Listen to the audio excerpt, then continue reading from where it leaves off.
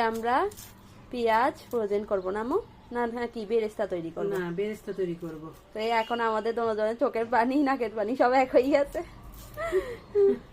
বেরেস্তা তৈরি করে রাখলে হয় কি, মানে অনেক কিছুতে বেরেস্তা লাগে যে, তো তখন মানে খরচ করতে পারি। আর সামনে তো রমজান আসতেছে, রমজানে এত বেশি পেরেস্তার প্রয়োজন হয়, মানে চপে পেরেস্তা, পোলাও সবকিছুতেই পেরেস্তা একটু নতুন পদ্ধতিতে করব আমরা, না? হ্যাঁ হ্যাঁ, মানে অনেকদিন টিকার জন্য আর কি। হ্যাঁ বলতে পারেন এটা একটা আমার একটা মানে সিক্রেট রেসিপি। হ্যাঁ, আমরা যখন করব তখন শেয়ার করব। এখানে এখন আম্মু অনেক বেশি পরিমাণে পেঁয়াজ নিয়ে নিয়েছে, আর পেঁয়াজগুলোকে সুন্দর করে চুলি নিচ্ছে। আরো বেশি পেঁয়াজের দরকার ছিল, কিন্তু আম্মু কম নিয়ে আসছে। হ্যাঁ এটাই, এখন পেঁয়াজের দাম অনেক কমে গেছে, 50 টাকা করে। 50 টাকা করে? ভালোই তো। আরো কমবে? হ্যাঁ আরো কমে যাবে। হুম, জানি না, কিন্তু সামনে রোজ আসতেছে তো, নাও কমতে পারে, কারণ রোজার সময় পেঁয়াজটা বেশি লাগে মানুষের, এই জন্য খরচটা বেশি একদম হয়। ঠিক বলছো। নাও কমতে পারে, আর আমার এখনই আরো কিছু আনি রাখা উচিত। কাঁচাও কিছুটা ফ্রোজেন করে রাখবো, কি বলো? হ্যাঁ হ্যাঁ, আম্মুরা তো মনে প্রতি সেকেন্ডে 3-4টা পেঁয়াজ কাটতে পারে। পেঁয়াজ কাটাতে আমার অনেক মানে হাত চালু, আমি পারি। আমাদের তো বছর লাগি যাবে তোকে পেঁয়াজ কাটতে। তোমরা একসময় পারবা, আমাদের মতো হয়ে গেলে মনে হয় না আমাদের পারা দরকার নেই, আমাদের যে নতুন নতুন গ্যাজেট বাই হয়েছে ওগুলা দিয়ে হয়ে যায়। তোমরা গ্যাজেটের উপর নির্ভর করো, আমরা করি না। আমার গ্যাজেট থাকলেও আমি ব্যবহার করি না। চপারে একটা গুড়ানি দিলেই সুন্দর সব পেঁয়াজ সব হয়ে যায়। ওগুলা কিন্তু খাইতে অত ভালো লাগে না, এই হাতে করা যে আমাদের ভালো লাগে, আমাদের ভালো লাগে। আমাদের ভালো লাগবে ঠিক আছে, তোমরা ওরকমই, কিন্তু আমরা তো ছোটবেলা থেকে এরকম খাই আসছি, এই জন্য আমাদের এই অভ্যাস। ও, রমজানের প্রস্তুতিতে আমরা সবসময় আগে আগে একটু নেই। এবার একটু কম নিতে হয় আমাদের, এবার কি ফ্রিজে একটু জায়গা কমে গেছে আমাদের। বলতেছি একটা ডিপ কিনে ফেলি, মানে নতুন বাসায় যখন যাব তখন একটা আম্মু তুমি সিক্রেট কেন রিভিল করে দিলা? এটা তো সিক্রেট ছিল। সত্যি। হ্যাঁ, তখন আর কি আমার বাসায় এখন এই বাসায় একদমই জায়গা নাই যে ডিপটে রাখবো। ডিপ কি মানে ছোট্ট একটা কিছু রাখারও জায়গা নাই, এতটাই ঘিজিবিজি হয়ে গেছে। আমি আম্মু থেকে 3টা বড় পেঁয়াজ রাখছিলাম চিপস খাওয়া। মনে হয় যেন কম হয়ে যাচ্ছে, এই জন্য আমি বলছি কি যে আমার এই 3টাও দিয়ে দাও ভাই, আমার পেঁয়াজ লাগবে, কারণ তুমি আগের দিন খাইও। এখনো কিছুতে মানতে চাইতেছে না, বুঝছেন তো। আমি বলছি যে আমি আরো বড় পেঁয়াজ আনি দেবো তোমার, অনেক বড় বড় পেঁয়াজ। আম্মু আমাকে অনেক ঠগায়, বিশ্বাস নষ্ট করছে, এই জন্য বিশ্বাস করি না। আচ্ছা বলেন তো, পেঁয়াজ বেরেস্তা মানুষ বারবার করে, একবারে তো অনেক দিনের জন্য করে না, তো এই জন্যই বললাম আর কি। যাও দিয়ে দিলাম এখন। আর এগুলো তো বড় না, তোমার ডিমগুলো সুন্দর হবে না। এই তো পেঁয়াজগুলোকে ভালোভাবে ধুয়ে নিচ্ছে, ময়লা টয়লা যা আছে সব একদম পরিষ্কার হয়েছে। ধোয়াও লাগে না, কারণ একদম পুরো পরিষ্কার পেঁয়াজগুলো। তারপরে একবার ধুয়ে নেওয়া উচিত, এই জন্য ধুয়ে নিলাম। আম্মু ট্রিকটা একদমই কাজ করে নাই, মানে ওই মাথাতে একটা পেঁয়াজ লাগাই রাখলে নাকি চোখে পানি আসে না। আম্মু ওটা কাজ করছে না, কোনো কাজ করে না, আমি তো এই চোখে পানি পড়তেই আছে। এখন আমি আম্মুকে একটা দিছি যে সরিষার তেল মাখাই দিলে নাকি পেঁয়াজে কান্না আসে না, তো ওটা এই বটিতে সরিষার তেল লাগাই দিতে হবে। হ্যাঁ এখন লাগাই দিছি, কিন্তু এখনো চোখে পানি আসে নাই, কিন্তু জলা জলা ভাব আইজো আছে। তুমি তো আগেই চোখ জ্বলাই এলাইছো। পেঁয়াজ কাটা আসলে অনেক কঠিন। যাই হোক আম্মু এখন সবগুলা পেঁয়াজ কাটি নিবে, আর এরপরে আমরা এগুলাকে সিদ্ধ বসাবো ভাপে। তো সবগুলা পেঁয়াজ আম্মু কেটে নিছে, আর অনেক কম হয়েছে। হ্যাঁ অনেক কম, আমার মানে মনে হচ্ছে যে কম করেই করতেছি। আমি জানলে আসলে আর বেশি করে নিয়ে আসতাম, এই যে একদম চিকন চিকন করে কাটছি পেঁয়াজগুলো। এই তো এইভাবে আম্মু পানিতে ভাপে সিদ্ধ দিয়ে নিবে আগে, এতে নাকি পেঁয়াজ বেরেস্তার শেলফ লাইফ অনেক বেশি বেড়ে যায়। এটা ভাপে রেখে দিব, আর এরপরে উল্টিয়ে তারপর এটাকে ভাজবো।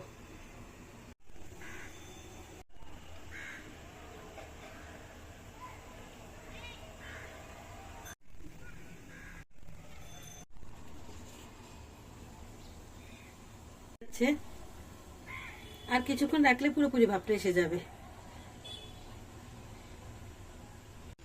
শুকাইতে রাখবো না? হ্যাঁ, একটু পানি টানার জন্য রাখবো, শুকাইতে রাখবো, মানে একটু শুকনো শুকনো হয়ে গেলে, ঠান্ডা হয়ে গেলে তারপরে আবার বেরেস্তার কাজ করব। ঠান্ডা হয়ে যাচ্ছে, শুকনো শুকনো হয়ে যাবে একটু পরেই।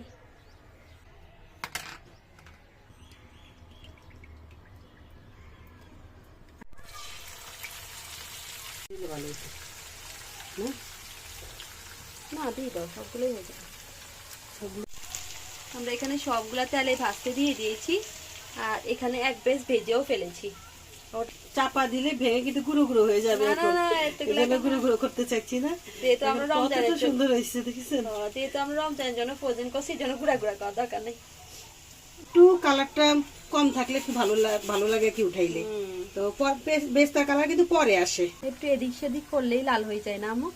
হ্যাঁ, একটু এদিক সেদিক করলেই হয়েছে। মানে এত দ্রুত হয়, মানে আমরা করে কুলাই না এই অবস্থা।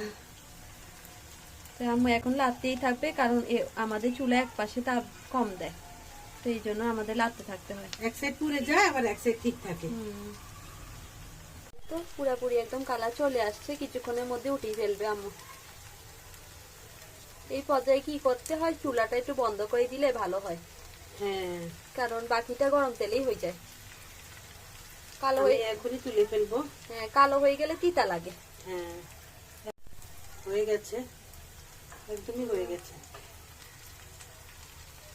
তো সবগুলো তাড়াতাড়ি করে তুলে নিচ্ছে, এত দ্রুত করতে হয় কাজটা।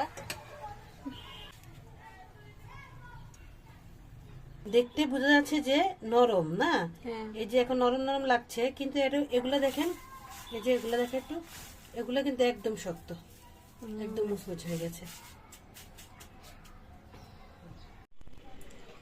এই তো করে ফেলেছি পেঁয়াজ বেরেস্তা, একদম অনেক দিন চলে যাবে। এরকম অল্প একটু বেরেস্তা যদি আপনি ধরেন ইফতারির সাথে দেন, অথবা কোনো পেঁয়াজু বানাতে সময় দেন, কি সুন্দর যে একটা ফ্লেভার হবে, কি বলবো, আসলে অনেক মজা হয়।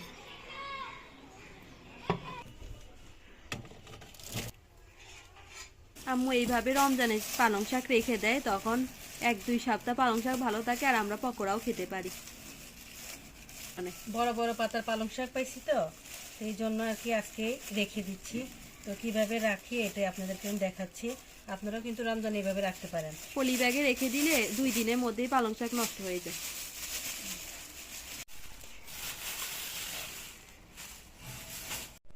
এখান থেকে আমি ভালো ভালো দেখে পাতাগুলো বেছে নেব, এতটুকু করে রাখি না। ফ্রেশ ফ্রেশ দেখে পাতা রাখতে হবে, যাতে করে সবগুলো পাতাই ভালো থাকে, কারণ একটা পচা পাতা চলে গেলে সবগুলো পাতাকে পচিয়ে ফেলবে।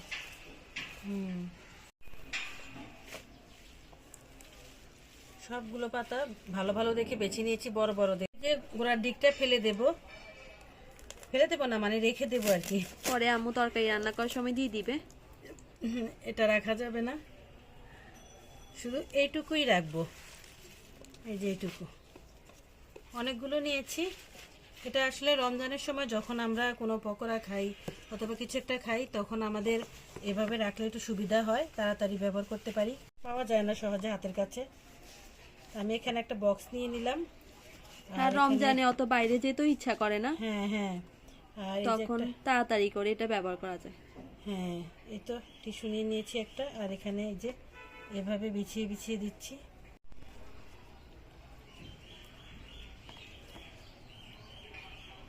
এরকম করে রাখলে 1 থেকে 2 সপ্তাহ পর্যন্ত পালং শাকটা অনায়াসে ভালো থাকবে, নষ্ট হবে না। এমনি তো আমরা আনলে 2 দিনে নষ্ট হয়ে যায়।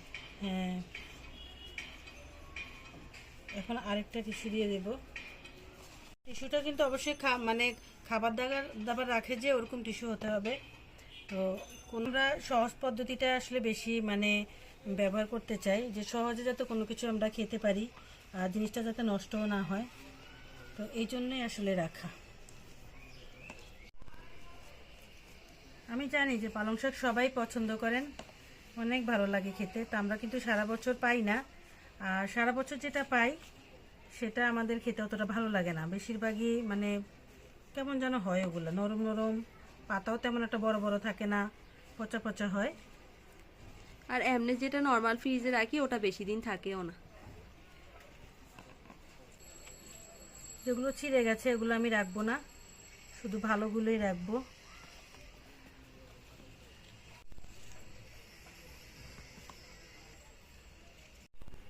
এটা কিন্তু ডিপ ফ্রিজে রাখা যাবে না, এটা নর্মাল ফ্রিজে রাখতে হবে। তো ডিপ ফ্রিজে রাখলে পরে আর আপনি এটা তুলতেও পারবেন না, মানে এতটা নরম আর বেদবেতা হয়ে যাবে, একবার পানি ছেড়ে দিবে। তো এটা নর্মাল ফ্রিজের জন্যই প্রযোজ্য।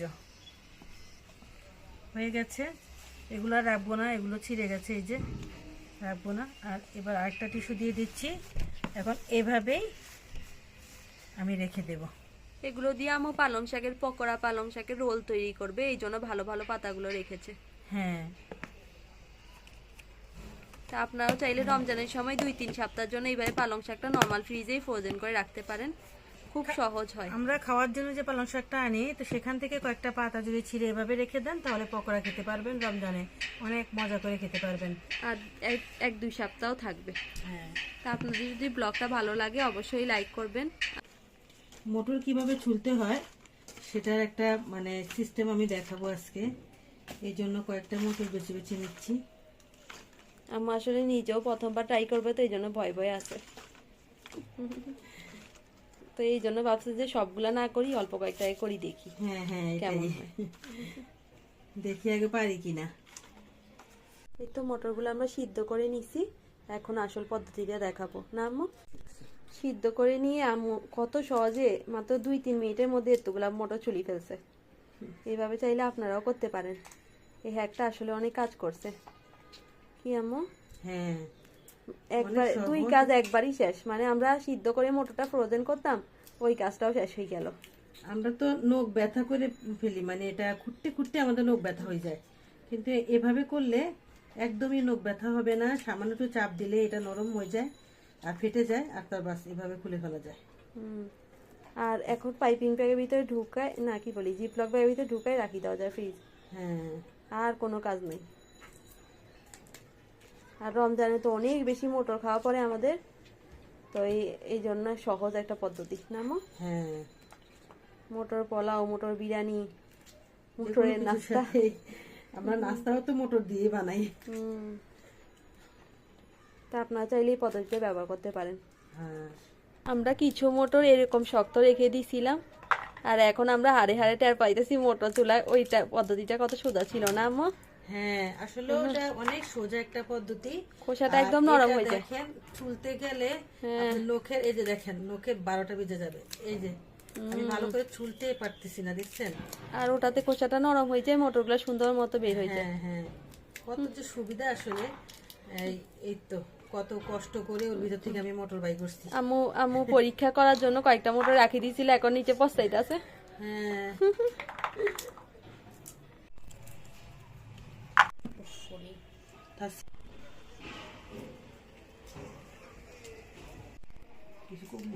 তুই এখানে রাখোস কেন তাসিন? তুই ছেড়ে দিলে এখানে রাখোস কেন? ও সব সময় কাজ ঠিকঠাক মতো করতে পারে না, যেমন আপু। তুই ছুঁড়ে ছুঁড়ে এখানে রাখলে আমি তো মনে কর বারবার ধোকা খাই। কি বড় এই মোটরটা, ভীষণ বড়। কত সময় লাগতেছে এই কয়টা চুলতে, আর একই কয়টা কত তাড়াতাড়ি করে চুলে ফেলছি। রমজান প্রিপারেশনের ব্লগগুলো যদি আরও পেতে চান তাহলে আমাদের চ্যানেলটা সাবস্ক্রাইব করবেন আর আমাদের পাশেই থাকবেন।